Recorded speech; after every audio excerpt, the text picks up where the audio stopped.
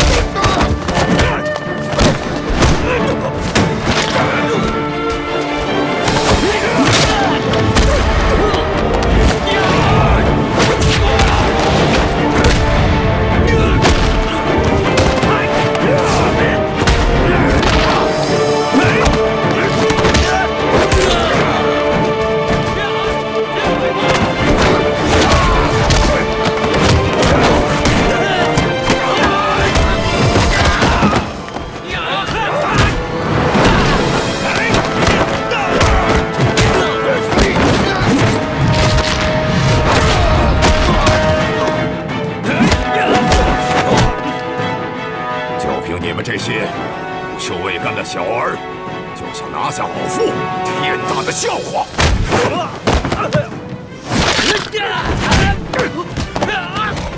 李德福，这让你准备的东西你备好了吗？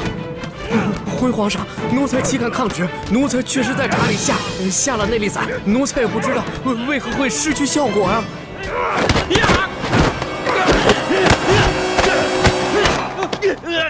玄烨，老夫早就知道你要对老夫下手，还能不事先做些准备吗？告诉你，在来之前，老夫就预先服下了能解百毒的辟邪丹了。快起来！只要抓住了鳌拜，官升3级，赏金1000两。真是不见棺材不落泪。来吧，送死吧！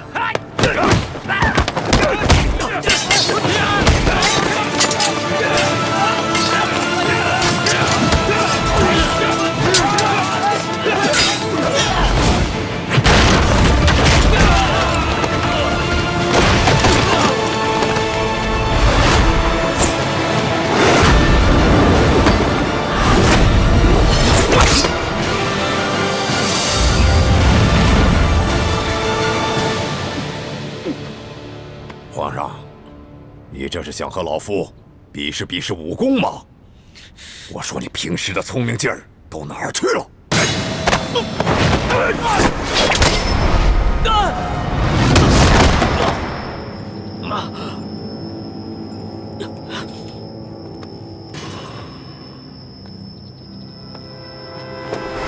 小弟，我来救你！没事吧？易欢，你疯了吗？你这个月的大补丸不想要了吗？义父，对不起了，请恕干女儿要大义灭亲了。你别忘了，你哥哥和你都服下了老夫的大补丸。我告诉你，一旦毒发，你们会死得苦不堪言。鳌拜，咱们来做个交易吧，你放了皇上，我也求皇上放了你，怎么样？老夫真是看走了眼了。老夫原本以为你是一个聪明伶俐的丫头，没想到你这般幼稚。站住，鳌拜！你已经中了我的7步之岛，如果你现在强行运功的话，你在7步之内就会毒发身亡。鬼丫头，你以为老夫会上你的当吗？就算老夫中了7步刀，也会在7步之内一样先毙了你们的命，让你们为老夫陪葬的。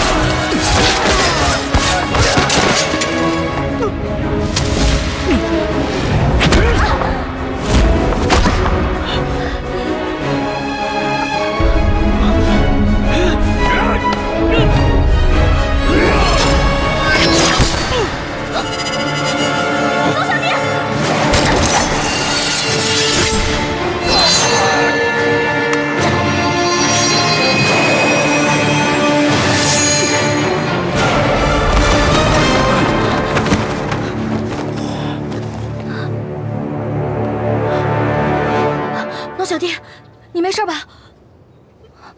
来，慢点。没事，还好有你的金层背心。拦住他们，我去救皇上。你去吧。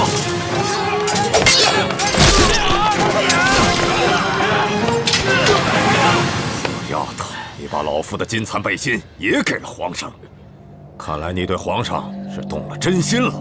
只可惜，就算是皇上穿了金蚕背心，老夫也一样要他的命。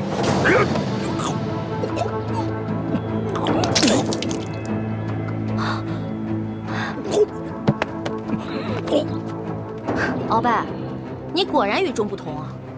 别人中了我的七步倒，只能走7步，没有想到你追了我们这么多步才倒，厉害啊！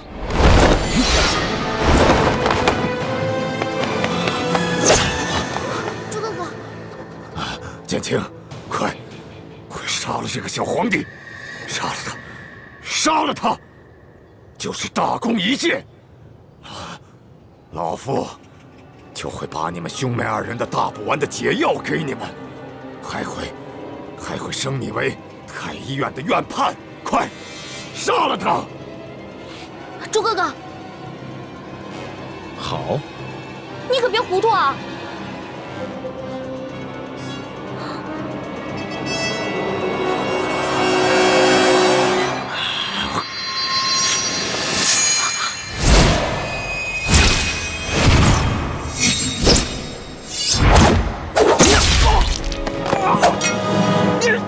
中堂大人，你忘了，我是奕欢的哥哥，当然要帮自己的妹妹。你们这大补丸的解药都不想要了吗？中堂大人，你又忘了，我是大夫，大补丸的解药我会解出来的。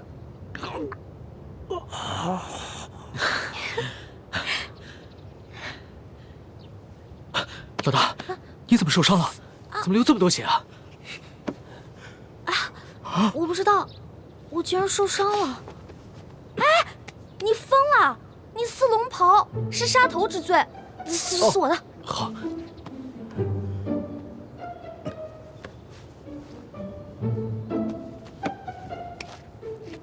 哎，等等，皇上，奴才这有手绢儿。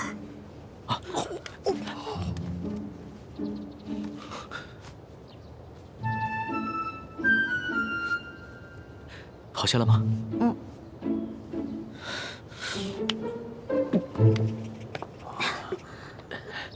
鳌拜，你别不服气，没想到你这个人不仅有勇无谋，还有眼无珠。站在你面前的根本就不是什么皇上，他是皇上的替身龙三。你说他是龙三？护驾，护驾！这边，快！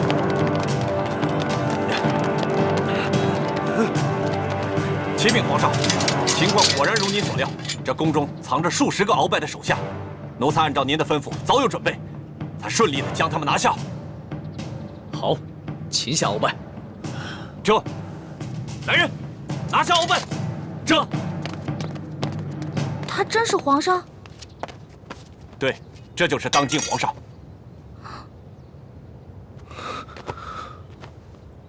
微臣参见皇上。丫头，你白长了一双大眼睛，中看不中用。你可知这玄烨在先皇的皇子中排行老3，龙三的名字是他平时出宫微服私访时的化名。你也不好好想想，他要不是真正的皇上，何来的这等的气象啊？你真的是皇上？3日侍寝的时候，为什么朕要戴着面具？朕跟你说话的时候也是破绽百出，可是你都没有发现。朕还从来没有见过像你这么单纯可爱的女孩。华妹，赶紧下跪！你这个骗子！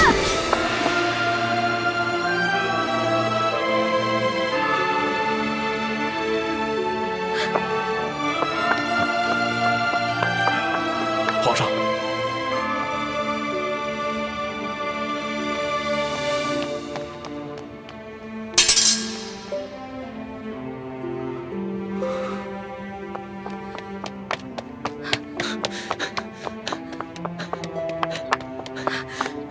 给我站住！你给我放开！你就是个混蛋，你就是个无赖！你吃了雄心豹子胆了！你不仅敢打朕，还骂朕是骗子无赖！你本来就是骗子，本来就是无赖！你知不知道你现在说的每一句话，都够砍你100次头了？砍吧，反正现在鳌拜已经被你制服了，留着我这个猪脑袋也没什么用了。好，你不怕死是吧？那你哥哥呢？你知不知道你打了朕，要被诛9族的？好啊，你先是利用我，现在利用完了对吧？我没有价值了，你就知道欺负我，砍我的头，还要诛我9族，有你这样欺负人的吗？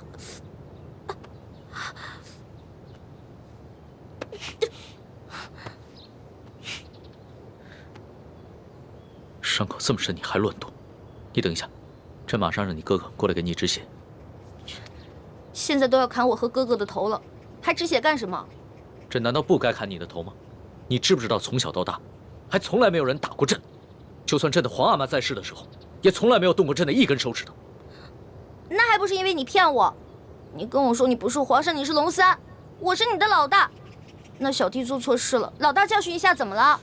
那要你这么说的话，还是朕的错了。没错，就是你的错，谁让你骗我了？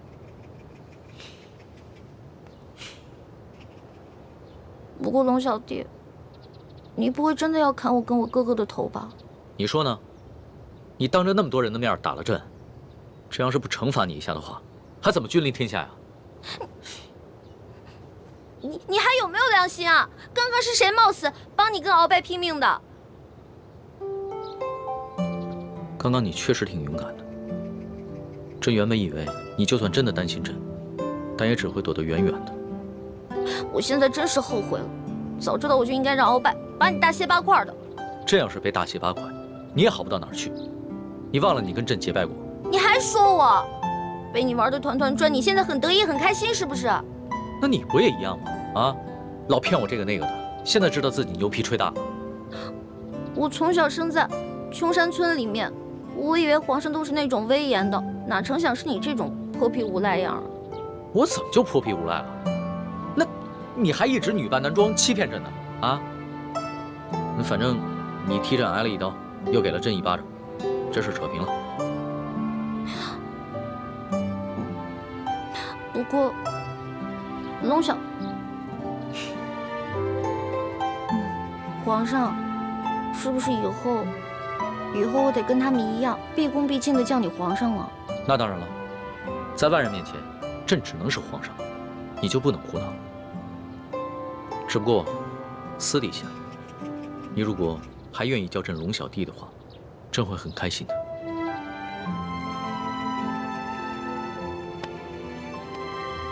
是不是疼死了？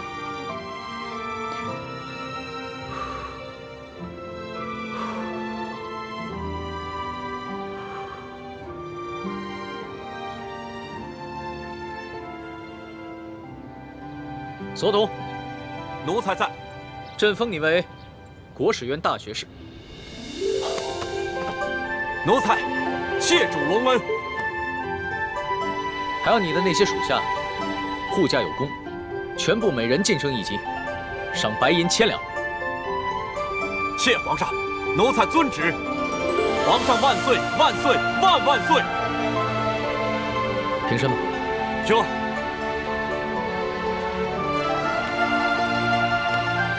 李建清，臣在。朕封你为太医院副院判，赏黄金100两。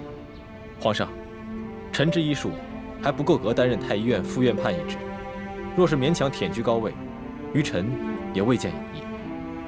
臣护驾乃是臣分内之事，不求封赏，只求当好一名御医。你年纪轻轻就能淡泊名利，很好。不过既然是你救了朕，那就是为朕立下了大功，朕也得赏罚分明啊。你要是不愿意升职的话，那朕就赐你一件黄马褂，准你有急事的时候，可以直接穿着黄马褂进宫见朕。多谢皇上。桓大爷，奴婢在。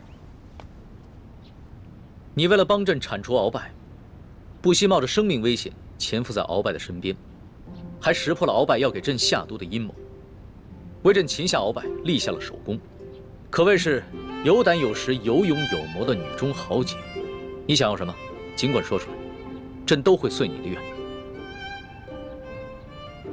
皇上，奴婢只有2件事想请求皇上。这第一件事，想让皇上撤去奴婢的答应之位。朕本来就要准备取消你答应的封位，封你为嫔，让你做一宫之主。皇上误会了，奴婢不是嫌答应的封位太小，而是奴婢只想做一个小小的宫女。为什么？因为奴婢的满八旗身份是鳌拜帮我伪造的，之前为了迷惑鳌拜，所以皇上给奴婢封了一个答应之位。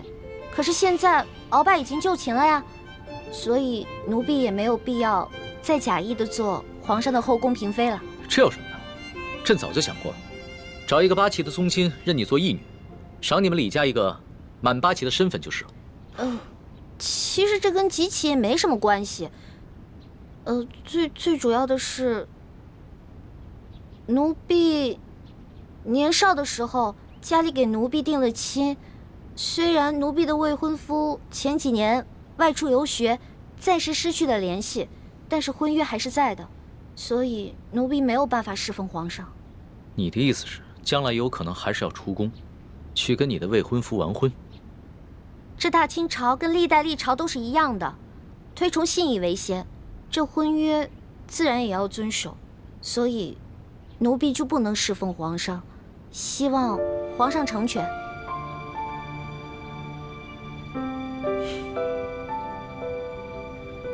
你既然不愿意做朕的嫔妃，那朕也就不强求你了。你毕竟是立下了大功，朕也不会让你做一个普通的宫女。这样吧，朕就留你在御书房，做朕的笔墨侍书。等将来你的未婚夫有了消息，朕就让你出宫去和他完婚。奴婢谢皇上恩典。这个笔墨侍书，以前宫里是没这个职位的，而是朕特意为你而设。你既不是后宫嫔妃，也就不适合住在东西12宫中的任何一宫之中。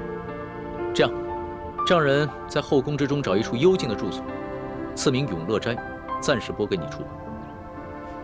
谢皇上恩典。那你的第2个要求呢？我第2个要求很简单，奴婢知道皇宫里有一个宝库，里面有好多奇珍异宝，奴婢想进去转一转。你还真是个小孩心性。好，朕准你了，准你去宝库逛一逛，顺便挑拣自己喜欢的宝贝，就当是朕给你的赏赐。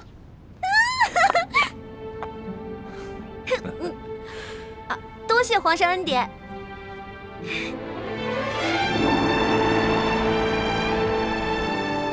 石叔姑娘，哇，请。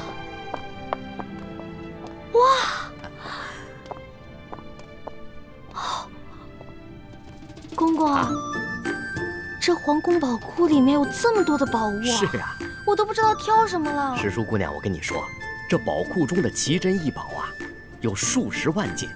姑娘喜欢哪一件，告诉我，我来帮你选。李公公啊，您可知道皇上为何让我来选宝物啊？这个不知道，但是我知道，如今姑娘可是皇上身边的大红人呐。我在这宫中已经30、40年了，还是第一次看到奉旨到宝库中来选赏赐的事情啊。来，这皇上啊，让我来挑宝物啊，实际上是给我下了道密旨，是让我来这儿找铜匣的。哎，但是这事儿除了皇上知道，只有你我知道，不许告诉第4个人啊。奴才明白，姑娘你放心，我在这宫中当差好几10年了，就一样好处，嘴巴紧，从来不乱讲话。这个好，继续保持啊。好，走，我带你去看看册子啊。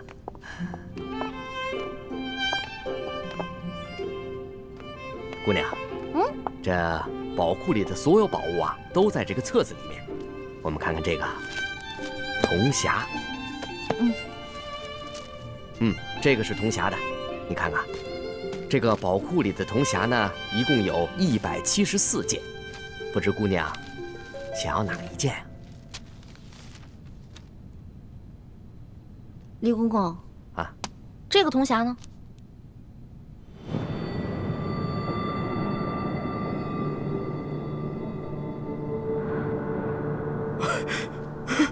姑娘饶命啊，姑娘！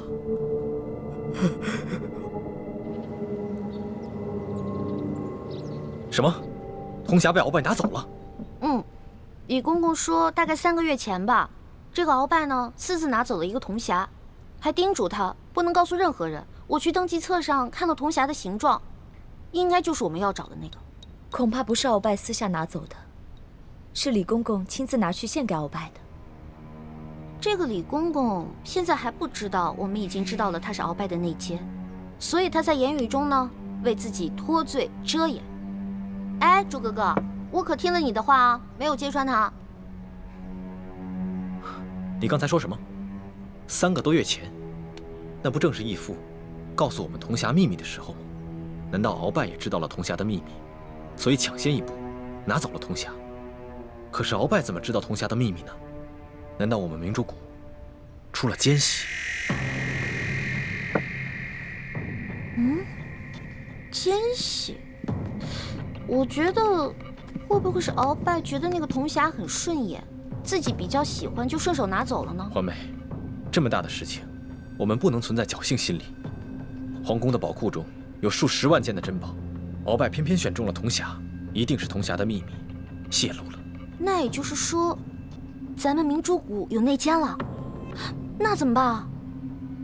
眼下之计，只有想办法到鳌拜府上拿到铜匣，在暗中通知师傅们排查谷中所有人，找到奸细。学姐姐说的有道理，之前这康熙啊，一直担心我中了大补丸的毒，但他不知道咱们已经把毒悄悄的给解了，所以呢，我可以借口找解药，亲自搜查鳌府，康熙肯定会答应我的。环妹，康熙一直对你言听计从，就连你之前打了他一巴掌，他也饶恕了你。但是，你千万不要被他的柔情蜜语所迷惑。朱哥哥，哎呀，你在其他事上都挺大气的，怎么这件事上这么小气呢？我接近康熙，还不是为了帮你实现为你父皇报仇、光复大明的梦想，结果你还怀疑我。对不起，环妹，是我想多了。也不知道为什么，我心里总是不踏实。等我们拿到了铜匣，一起撤出紫禁城，再也不要见康熙了，好吗？怎么，你不愿意啊？哎呀，说实话啊，在这皇宫里呢，有最大的老大罩着我，想吃什么吃什么，想玩什么随便挑，这种感觉还真让我轻飘飘的。我还想多享受几天呢。你呀，哎呀，好了好了好了，我只是把我自己内心的话说出来而已嘛。为了不让你生气，我保证等找到铜匣以后，跟你们一起撤，行了吧？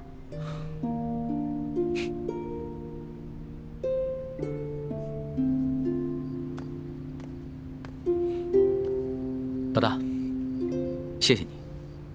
要不是你的金蚕背心，说不定小弟就再也见不到老大了。哎呀，这个金蚕背心我穿着也没什么用，我跟这世上的人无冤无仇的，也没有人想害我。倒是你，虽然高高在上，所有人都对你很恭敬，指不定多少人想害你。拿着吧，给你了。既然你这么关心朕，那朕可就收下了。你知道这件金蚕背心的来历吗？我只知道这个是先帝赐给鳌拜的。这件金蚕背心呢，是前明崇祯皇帝的贴身之物。这个崇祯皇帝生性多疑，唯恐被人刺杀，所以花重金从海外购得了这么一件宝物。可惜啊，最后他还是丢掉了天下，吊死在了眉山。就跟这个鳌拜一样，曾经权倾天下，现在不也照样变成了一个阶下之囚？所以啊，这执掌天下之人，可不能靠什么宝物防身，必须以仁德治天下。只有天下太平，这做皇帝的才会太平。龙小弟，你这一本正经说话的样子，还真像个皇帝啊！什么叫像个皇帝？朕本来就是个皇帝。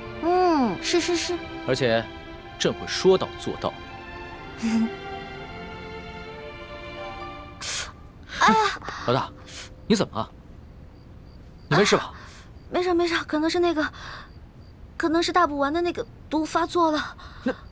那怎么办啊？我已经命索额图去查杈鳌拜府了，命他一定要找出大补丸的解药。哎，不，这索大人吧，他去找，他即便看见了，他也不知道哪个是。要不然你还是让我去吧，我去搜吧。不是，可是你这样能坚持住吗？我其实刚来的时候吧，吃了我哥哥给我制的那个药，虽然不能根治这个毒吧，但是可以缓解一下。你让我稍微缓一下啊。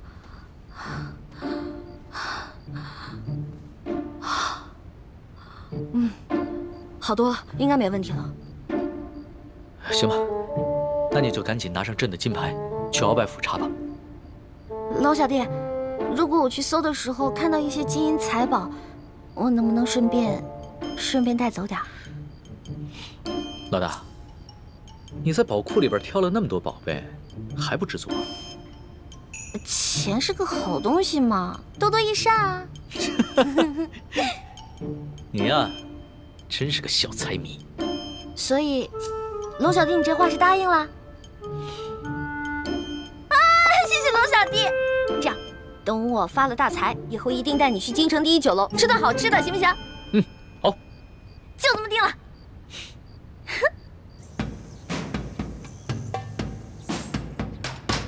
还不去？石树姑娘，这都是为你准备的。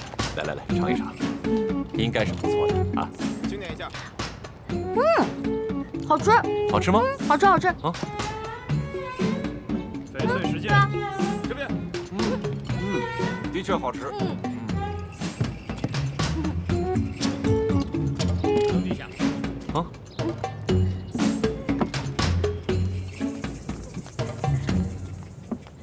表姨夫，这是查抄的物品清单，您过目。啊。这大补丸的解药，府中里里外外、上上下下都搜了个遍，还是未能找到。这怎么能行呢？大补丸解药是最重要的东西啊！皇上说了，掘地3尺也要找出来。继续搜。是，卑职这就亲自带队再去搜一遍。快去。你走。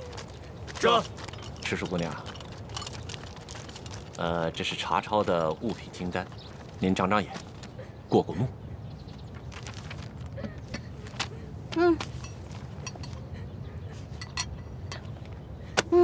不用看了，这个不对。不对。哪里不对啊？啊，赤树姑娘。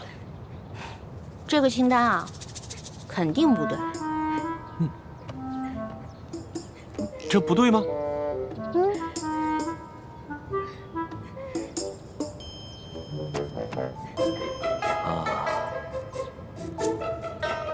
好，赤树姑娘，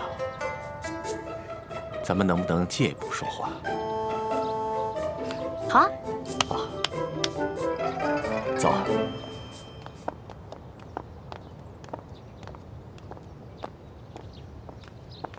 参见大人。行了，走吧，走吧。这，走。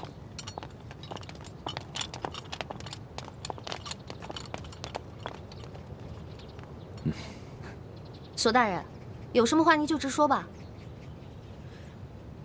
哎。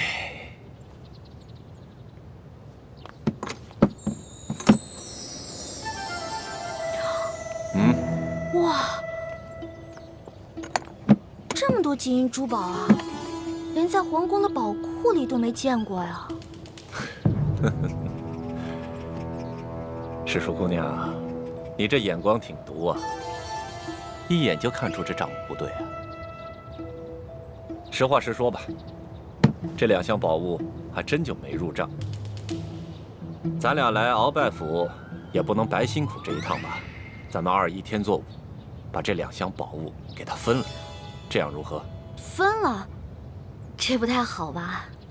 这有什么不好的啊？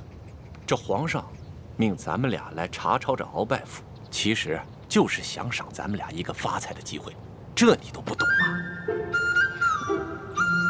那也是，咱就别跟皇上客气了。是啊，那咱跟皇上客气什么呀？啊？那这样，一会儿你找个人啊，帮我把这箱抬到永乐斋去。没问题啊。这个包在我身上，你就不用担心了啊。那世淑姑娘，这些账目可对了？嗯？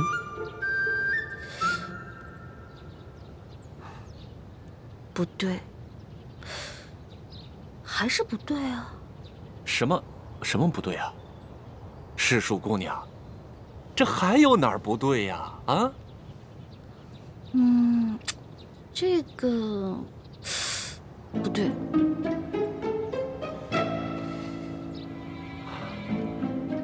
行，你厉害。走，跟我走。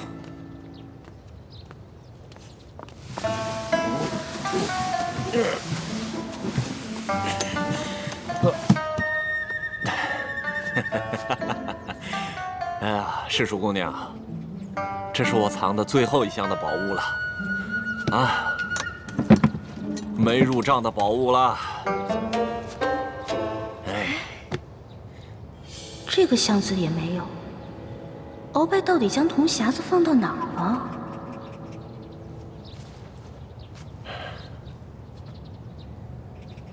世淑姑娘，这最后一箱宝物，我本来是要留下来，孝敬其他王公大臣的。你想啊，咱俩捞到了这查朝鳌拜府的肥差，这朝里多少眼睛盯着咱俩也不能不懂规矩啊，是不是？是啊，索大人啊，我虽然不是特别懂你们这朝中的复杂关系吧，但是我也知道，这人要懂得分享，不能吃独食，不然啊会招来祸灾的，是不是？是啊，哎呀，世淑姑娘就是聪明伶俐，难怪皇上这么宠爱你。哎，那现在这账目可对了？这账目是对了，但是我这解药还没找到呢。对呀，这解药没找着。鳌拜这奸贼实在是狡猾得很呐！这找不着解药，咱俩怎么向皇上交代呀？索大人，您看这样，您让手下的人呢去审一审鳌府的人，问问这鳌府里面有没有什么密室之类的。对呀，我怎么就没想到这一点呢？啊，哎呀，还是世淑姑娘更胜一筹啊！那咱这个先放着，查解药去。走。世淑姑娘，你瞧这个地方机关重重，也不知道藏了多少宝物，说不定这大补丸的解药就藏在里面。索大人，这个机关十分的复杂，我们真的没办法打开啊！废物，一群废物点心，这点事儿你们都办不好啊！我告诉你们，再给你们一个时辰，如果你们再打不开，我把你们这没用的手给剁下来。我剁下来，知道吗？我知道，我们开。索大人，消消气啊！我觉得他们打不开，跟您站在这儿也有关系。您想啊，您站在这儿，他们紧张啊，紧张肯定打不开。要不然您看这样行吗？您到外面啊歇息歇息，喝个茶，我来看着他们。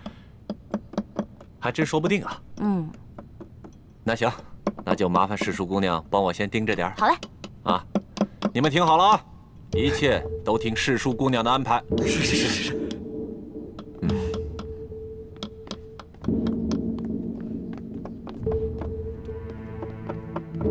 世淑姑娘，这个机关设计得非常巧妙，我等真的无力打开啊！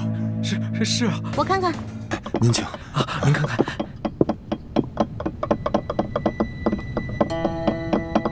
哎，世淑姑娘，你也会开机关啊？嘘，小声点啊，这事儿不能声张。这个机关我要是开不了的话，你俩手可就保不住了啊！是，我们不说。我这次要是开不开的话，千万别怨我啊！不会，能开。哎，您请。您请。天灵灵，地灵灵，保佑我一定要开啊！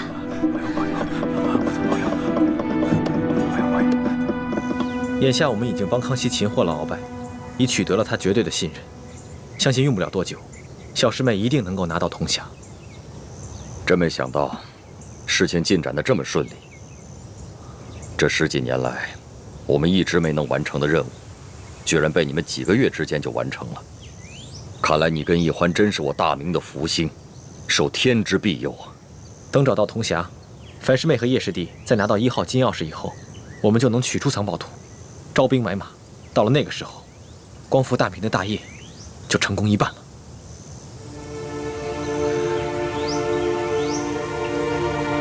唉，怎么了，义父？有件事情藏在我心里已经很多年了，我现在告诉你，你也要把它藏在心中，不能告诉任何人。义父，请讲。孩儿定当守口如瓶。你可知道，我为何让你们活捉孙府？为了清除逆党，同时追查二哥四星的下落。那你可知道我为何要急于见四星？二哥四星乃是义父的亲生儿子，当年曾随义父出生入死，立下过汗马功劳。现在二哥下落不明，义父下定决心寻找他，当然是出于父子人伦，人之常情。我急于找到四星，并不仅仅是因为父子情深。你可知，那镶着玛瑙的第2号金钥匙，当年就在我的手上。当时我为了掩护先帝逃亡，自知必死，就把那金钥匙交给了四星。义父是说，那2号金钥匙随着二哥不知所踪了。当年我本有机会救我的妻女，但你就把太子交给我，你的座位让给晋王妃。陛下，万万不可！就你和皇后，快快登车吧。臣已经为臣妻备好了马车。父王，你竟然让母妃和妹妹另列马车，马上就到。刚刚陛下明明让母亲上车，你却不让。你明明知道我三鬼马上就要破城了。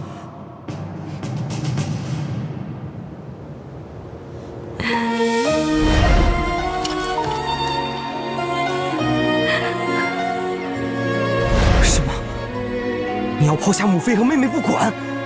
国难当头，顾不了我们自己的家。爹，可是没有可是，执行军令。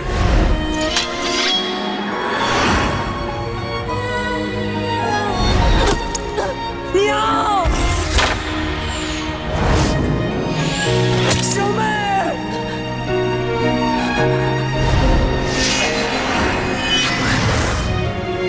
从今往后，你不再是我爹。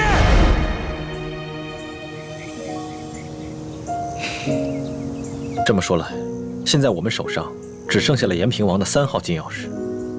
就算找到了铜匣和1号金钥匙以后，也都于事无补了。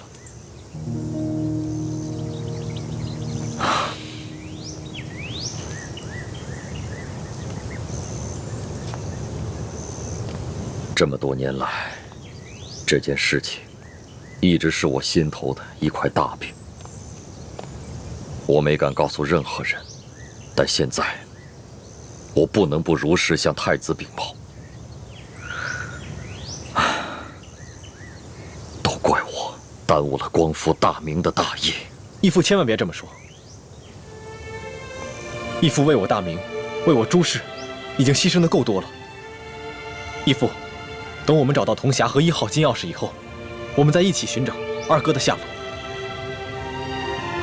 四星多年来杳无音信。我怀疑，如今他早已不在人世，要不然就是故意隐藏起来，以此来惩罚我当年的狠心。义父，我们一定会找到二哥的，而且我相信，总有一天，他会理解你的苦衷，而苍天定会庇佑我大明。皇祖母，这只是一个小小的答应，居然敢动手打皇上！更不可思议的是，皇上居然还不予追究，还破例给他封了一个什么笔墨侍书的职位，给他加倍的疼爱。岂有此理！岂有此理呀！小小的笔墨侍书，竟敢在大庭广众之下去打皇上！李德福，这怎么？你怕皇上怪罪，不敢食言？回太皇太后，不是奴才不敢直言，当时奴才和索大人还有宫里的内侍，全都低头跪在地上，只听见一声清脆的响声，没有看清到底发生了什么事啊。那其他人呢？都没看见？这个奴才就不知道了。那声巴掌响，是皇上自己打了自己一下？当然不是。那就是皇上打了李易欢那个贱婢一下？也不是。这也不是，那也不是，你现在就跟本宫说清楚，这一巴掌到底是怎么回事？皇后娘娘，奴才是实话实说，当时确实奴才没有看见李欢打了皇上一巴掌。这皇上又严令我们不许多嘴，所以奴才不敢妄加猜测呀。你这个老滑头！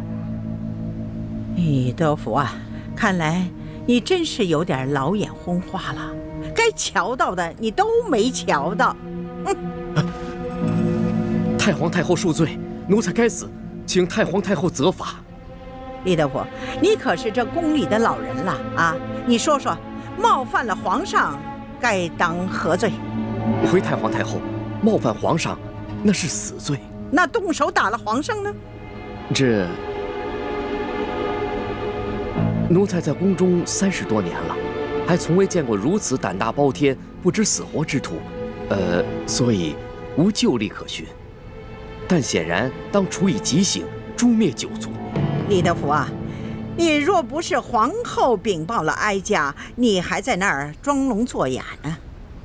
奴才该死，奴才该死！哎呀，李德福啊，李德福，你服侍了哀家已经整整30年之久了。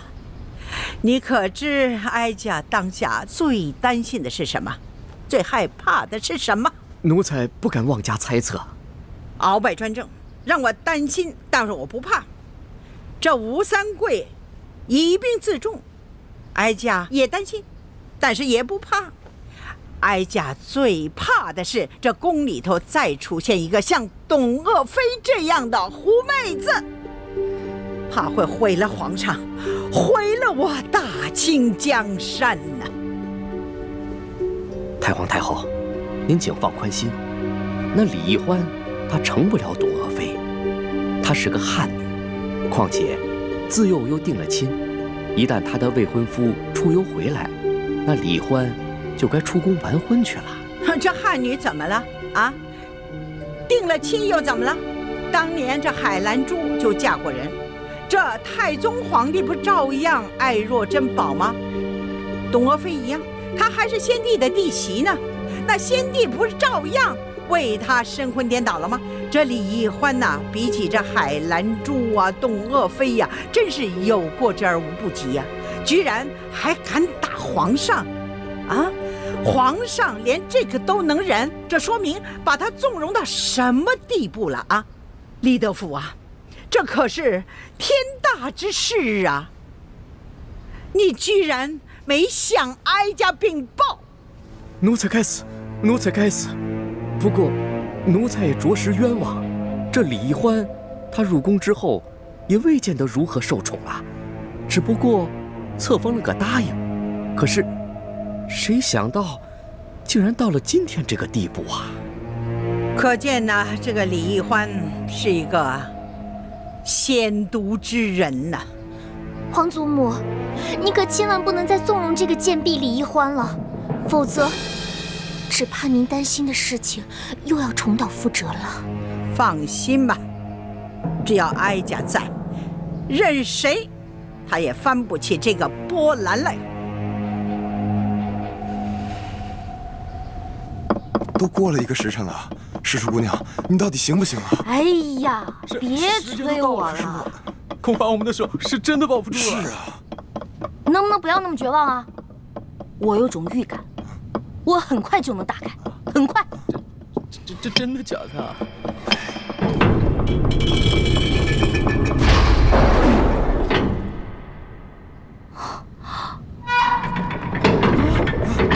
这个时辰了还没打开吗？天哪！我打开了，我打开了！我打开了！诗书姑娘，你可太棒了！哎，诗书姑娘，真是没想到，你居然会开机关呐，太了不得了！走，不是，赶紧休息一会儿。我不会开机关，我是之前皇上不是安排我在鳌拜府当卧底吗？我看见过几次，照葫芦画瓢，您看捣鼓了1个时辰才给捣鼓开。哎，诗书姑娘，真是没有想到，你看这么一次就能够记下手法来，这可太了不得了，真是聪慧过人呐！走，咱们休息一会儿。如今鳌拜倒台了，我弟弟有何反应？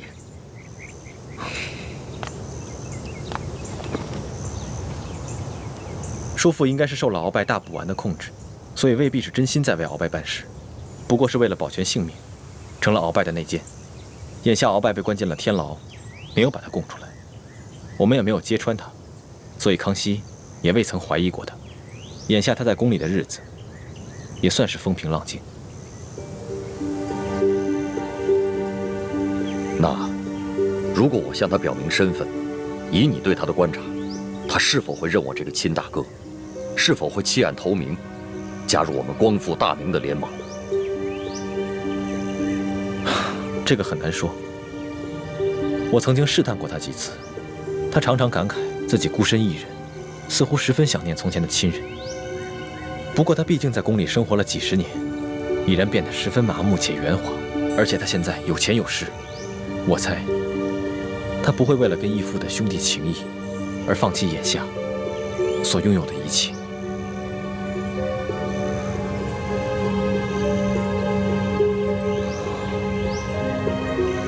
好吧，那就再慢慢观察观察。哎，诗书姑娘，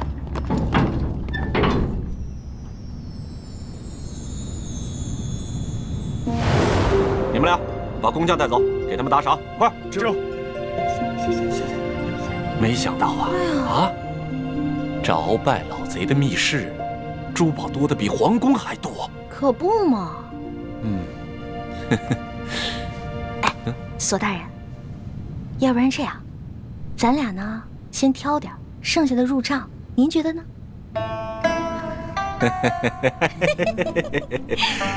这和诗书姑娘一起办案，真是太开心了。是，您那边，我这边，怎么样？行动！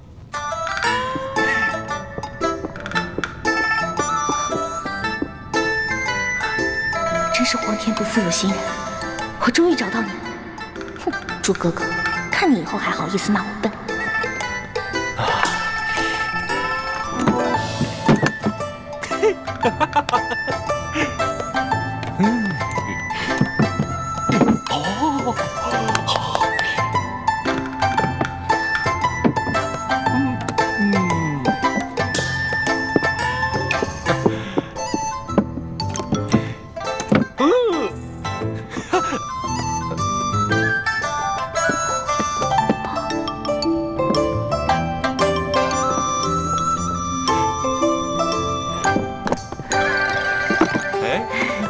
诗书姑娘，你这就挑好了？当然了，再多挑点吧。啊，不了不了，我挑的已经够多了。索大人，您再接着挑点呗。我呀，哎呀，我想起来了，不对呀。怎么了？这大补丸的解药还没找到呢，怎么跟皇上交代？那您要不要再带着手下人继续看看？您看这天色不早，我挑的已经够多了，我先撤了。好嘞，那我送你出去。来，谢谢索大人。慢点，慢点，慢点。好。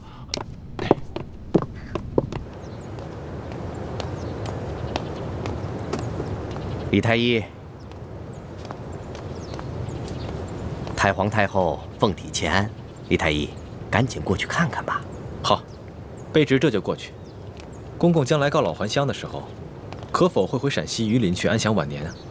不回去了，没有亲人的家乡还算什么家乡啊？公公在这世上，当真连一个亲人都没有吗？本来是有个孪生哥哥，但几十年杳无音信，恐怕早已死在乱军之中了。万一公公的哥哥吉人自有天相，还活在这个世上呢？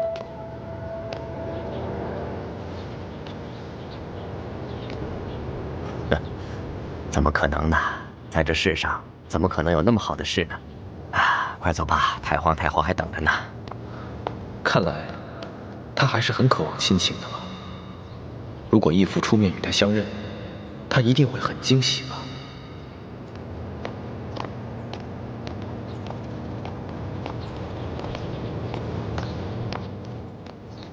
公公，太皇太后的病一向是院判大人亲自救，今日怎么突然宣我这个排名最末的太医？这个咱家就不清楚了。也许是院判大人觉得你年轻，却医术高明，太皇太后也就留上心了吧。公公，这好像不是去慈宁宫的路吧？太皇太后不在慈宁宫，你别多问了，跟咱家去就是了。公公，太皇太后宣我瞧病，不会是有别的什么事吧？看在咱们同乡同姓的份上，能否告知一二？你多心了，你刚刚才救了皇上，太皇太后也许是想赏赐你呢。多谢公公，走吧。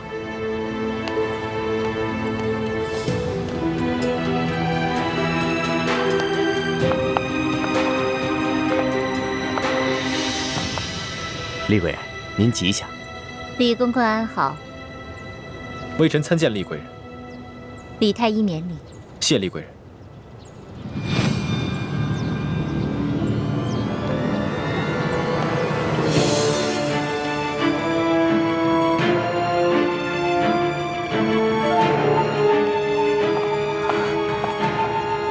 师父，大师兄出事了，我去永乐宫通知医患。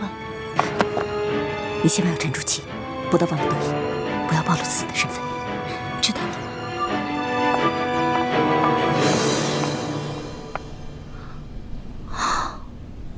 踏破铁鞋无觅处，得来全不费工夫啊！如果朱哥哥看到这个铜匣子，一定会惊喜万分的。到时候我就将找到铜匣子的过程说得惊心动魄，让他们以后再也不敢小瞧我这个小师妹了。哼！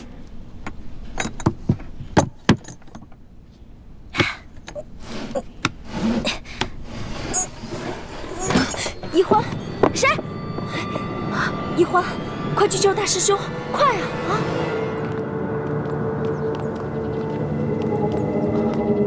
李公公，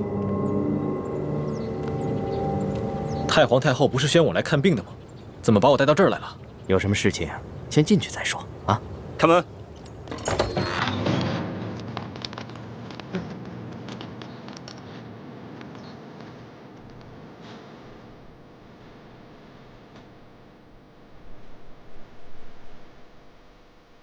李公公，这到底是怎么回事？太皇太后懿旨，将你们这些捉拿鳌拜有功的人聚在一起，每个人赐一杯御酒。龙小弟，我求求你去救救我哥哥，还有那些工人吧。他们犯了什么错？他们不就是看我打了你一巴掌吗？可是，他们就要因此失去自己的性命吗？这不公平啊！朕已经吩咐过所有人守口如瓶了，没想到还是传到了太皇太后的耳朵里去了。现在太皇太后已经下了懿旨，朕也不好公然对抗她的权威啊。太皇太后的权威，难道比那些人的性命还要重要吗？太皇太后要维护的是皇权的威严，这是紫禁城，有很多规矩，不仅这里的大小奴才要遵守，连朕也必须得遵守。祸是我闯的，跟他们没有关系。之前打了你一巴掌，你打我吧，打我多少下都行。你别闹了，你以为这是小孩子过家家呀？现在做什么都来不及了，太皇太后不会放过你的。等她处理完你哥哥那些人，就会轮到你了。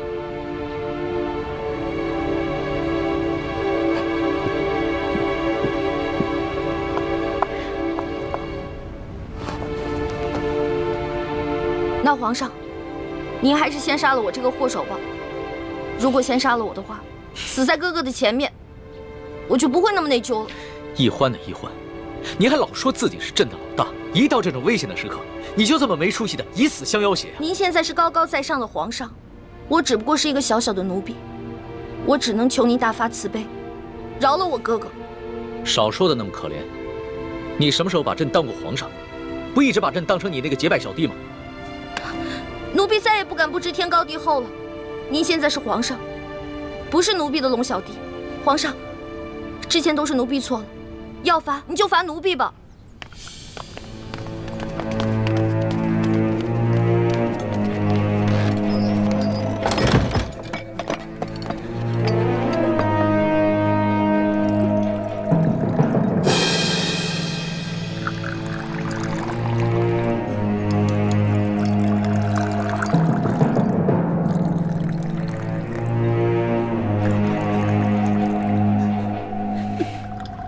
你先起来吧。我不起。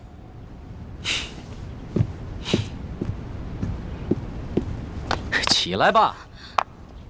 这么跪着也不是办法。皇上，我求求您了，您能不能去救救他们呀？如果他们因为我而死，我肯定会内疚死的。楼下，皇上，你就救救他们吧。人自然是要救的，但你倒是说说，这要怎么说服太皇太后啊？您可以跟太皇太后讲齐桓公跟管仲的故事。当年，管仲为了救自家主子，向齐桓公射了一箭，但是那个箭正好射到了齐桓公的腰带上，齐桓公没有死。后来，齐桓公不计前嫌，任用管仲当了国相。管仲感激涕零，倾尽一生的才华，辅佐齐桓公，最后成为春秋五霸的首位。皇上，您不会连齐桓公都不如吧？论气度，朕自然是不输齐桓公的。可是你能比得了管仲吗？论治国之才，奴婢当然比不上管仲的一根汗毛。但是，你想招来人才容易，想找到像我这样陪你吃喝玩乐、赌骰子拼酒的人，可不容易啊。这个理由倒是很充分。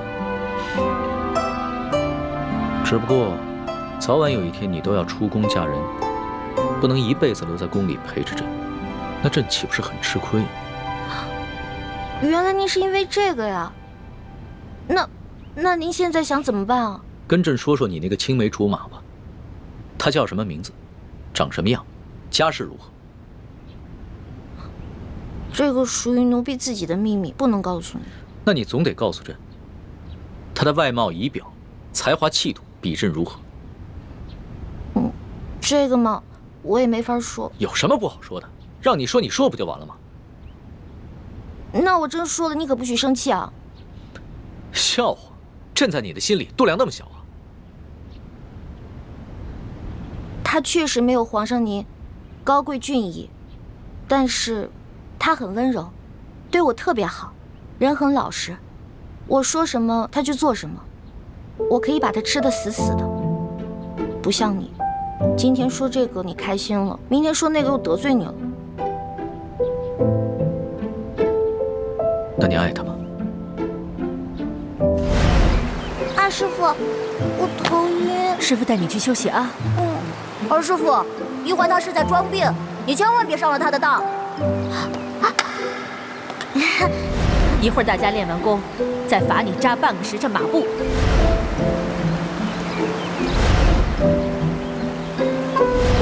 玉欢妹妹，你别生我的气了好吗？欢妹妹，这个给你，我们和好吧。核桃酥。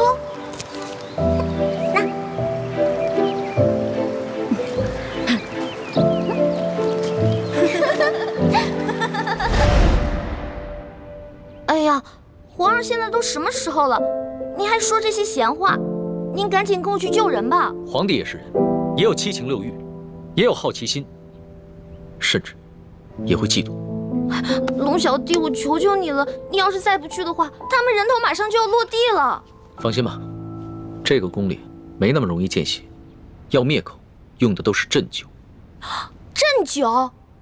那您赶紧下旨吧。走，快去救他们！你先别着急，这太皇太后一下子从朕身边抓了10几个人，还需要等你过来求朕，朕才知道怎么做吗？朕虽然不好公然抗旨，但是早已命人准备了解药了。真的？那你不早告诉我？不对，你是不是得需要什么条件才能给我解药？当然。朕就想问你一个问题：你爱这个青梅竹马吗？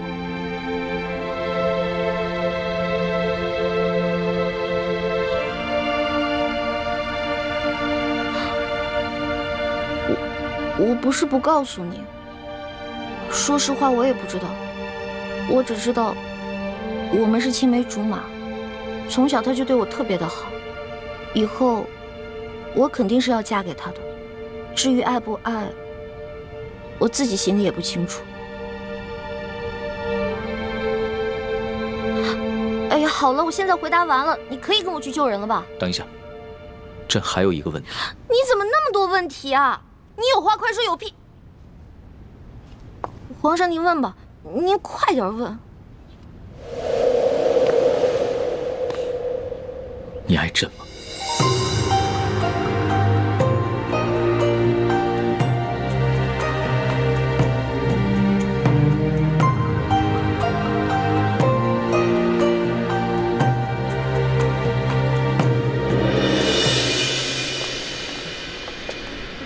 这是太皇太后赐给你们的御酒，你们每人各取一杯，享用吧。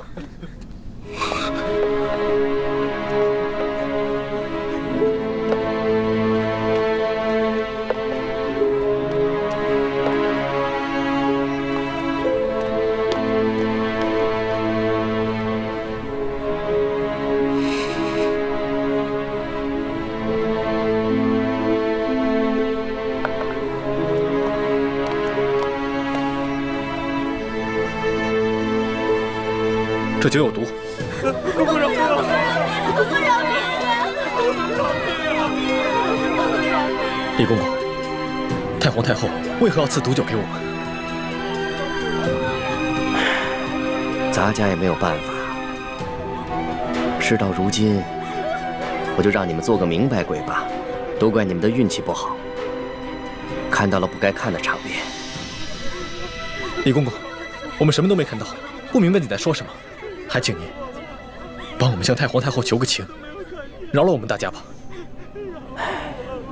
咱家没有这个面子，更没有这个胆子。这太皇太后的懿旨既然已经颁下来了，谁都救不了你们了。这毒酒，你们喝也得喝，不喝也得喝。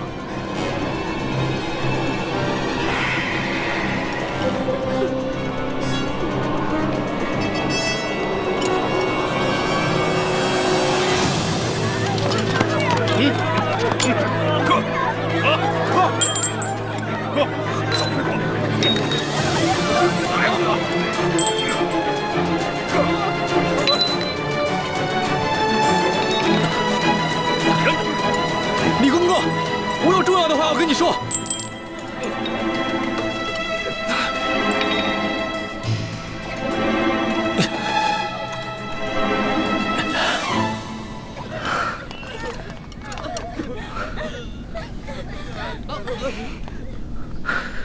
李公公，我知道你和我们一样，都服过大补丸，都是鳌拜埋在宫里的棋子。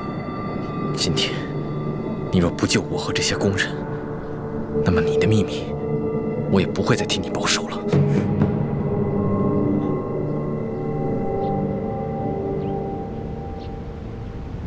为什么不回答朕？我不知道怎么回答。如果我说实话，我怕你不开心，不给我解药；但是如果我骗你的话，那就是犯了欺君大罪了。你就照实了说，朕答应，不论如何，都会救你的哥哥和那些宫人。真的？天子之语，金口玉言。不爱。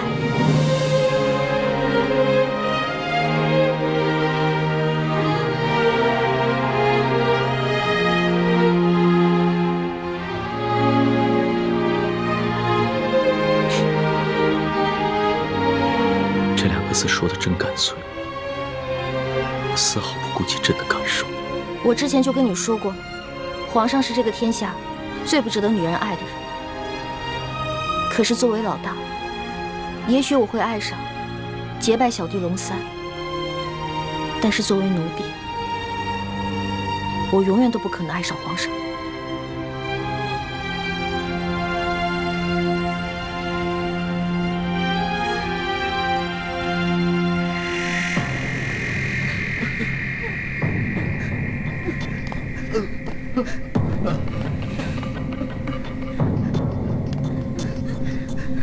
杀了他！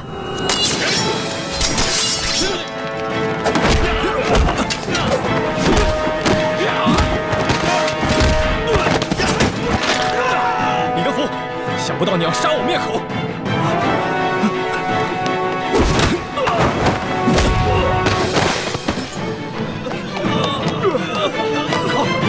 快追啊！站住！快！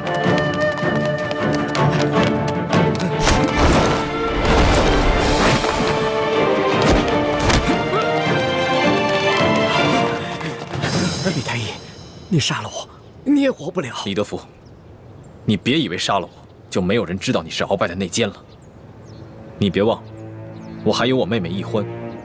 我若是死了，她绝对不会放过你。李太医，你我都是同乡又同姓，我本来是想照顾你的，可是太皇太后这懿旨一下来，我们这些做奴才的，除了照办还有别的办法吗？我救了皇上的性命，又助皇上擒拿鳌拜，立下大功，太皇太后怎么可能不分青红皂白，就要置我于死地？哎，都怪你那个妹妹呀！仗着皇上对她的宠爱，她就无法无天。我在这宫里都已经几十年了，我从来没有看见过哪个宫人敢打皇上的。易欢呢？现在怎么样了？我不知道，但我知道太皇太后不会放过她。李太医，你先把我放了，继续替我保守秘密，让我去向太皇太后求情，我尽量求情，你看怎么样？那些宫人呢？哎呦，这都什么时候了？咱们都泥菩萨过河，自身难保，哪还有闲心顾及他们呀？不行，我不能眼睁睁看着这么多无辜的人丧命。我要见皇上。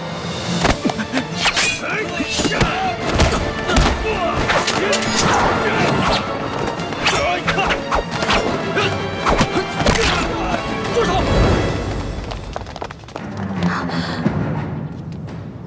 皇上。微臣参见皇上。凭什么？李太医，朕赦你无罪。你现在马上和索额图去解救那些中毒的工人。微臣遵旨。这，快！李德福，这差事你办得可真是用心呢。皇上恕罪。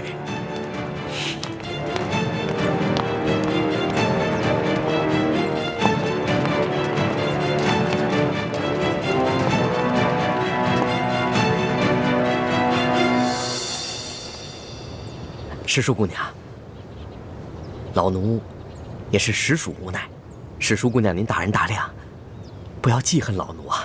中堂大人，公公有礼了。宫中一切可好？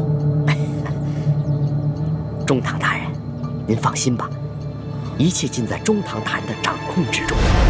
皇上好吗？皇上现在还是每天跟一些小伙伴们摔跤玩耍，无心朝政。他那都是故意做给老夫看的吧？当年顺治爷临终托孤的景象，老夫是历历在目。不过如今皇上翅膀硬了，不把我等老臣看在眼里了，是时候给他点教训了。啊，那中堂大人，您的意思是？每日给皇上以重补药吧，接着看着他喝下去，懂了吗？奴才懂，奴才懂。你是如何知道的？公公，我这口技练得还不错吧？原来那晚你也在马车上，那你是如何知道是我？公公啊，虽然您那天行事谨慎，带着黑纱，我看不清您长什么样子，但是我看到了您耳朵后面那颗痦子，所以我还是认出了是公公您。李易欢，太皇太后果然说的没错，你真不是一个简单的小丫头。可是李公公啊，这太皇太后也看错了您啊。你也不是一个忠心的奴才啊。你到底想怎么样？李公公，您知道的，我这个人啊是不会害别人的，但是我最讨厌的就是那种害人的人。所以，只要您不对我们兄妹两个起什么歹心，那我们自然不会对您怎么样。但如果您的心里对我们兄妹两个，皇上，等等我。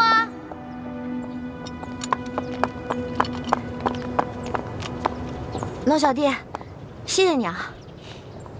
其实就算你不求我，我也要救那些工人们。虽然这会让太皇太后特不高兴，但是朕已经擒下了鳌拜，真正亲政，朕必须坚持己见。不过这个李公公实在是太讨厌了，向太皇太后告密的人肯定是他。这个朕怎么会不知道呢？但是李德福10岁就进宫了，侍奉过3代君王。太皇太后对他十分宠信，打朕小的时候啊，就是由他把朕的一举一动汇报给太皇太后，这已经是惯例了。就算朕有不满，也无可奈何呀。没想到皇上也有这么多的无可奈何啊！当皇上无奈的事情多着呢。对了，大补丸的解药你搜到了吗？我哥哥还没有完全的研制出来，估计这个鳌拜是想彻底让我和哥哥给他陪葬了。那怎么办？这鳌拜虽然已经擒下，但他毕竟是3朝元老，他的一生功过十分复杂，朕还没有想好怎么处置他呢。而且他的性子十分桀骜，无论如何，他都不肯交出大补丸的解药。龙小弟，我是你老大，自古啊，吉人自有天相，没问题的我。朕真的是没用啊，连你都保护不好。龙小弟，你可千万不要对我这么好，不然我会愧疚的。都快点，把药给我灌下去！把药赶快灌下去！快点，赶紧的，把嘴撬开！给我喂下去！快！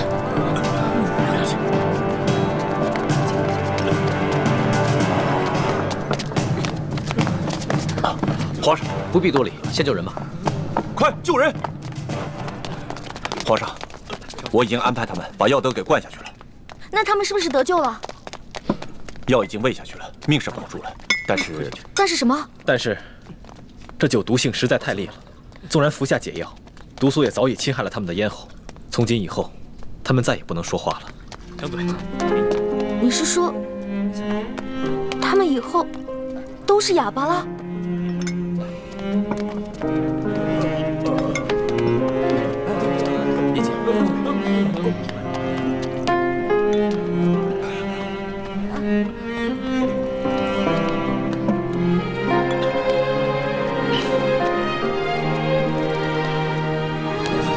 是我害了，对不起，都是我害了你们。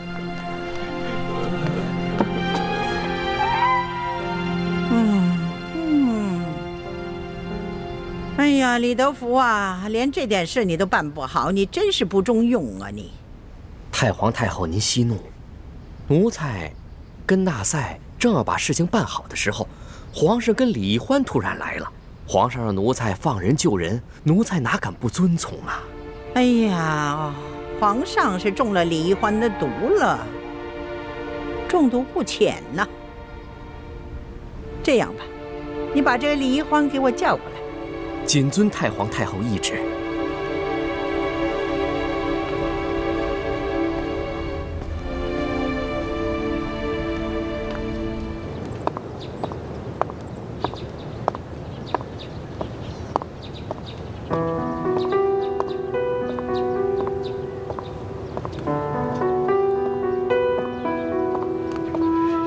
龙小弟，没想到我冲动打了你一巴掌，居然害了这么多无辜的人。朕也没想到事情会发展成这个样子。在朕的心中，一个好皇帝，与其让臣民们畏惧，不如让臣民们敬爱。难怪人们都说伴君如伴虎。你现在明白为什么我说你是全天下最不值得女人爱的男人了吧？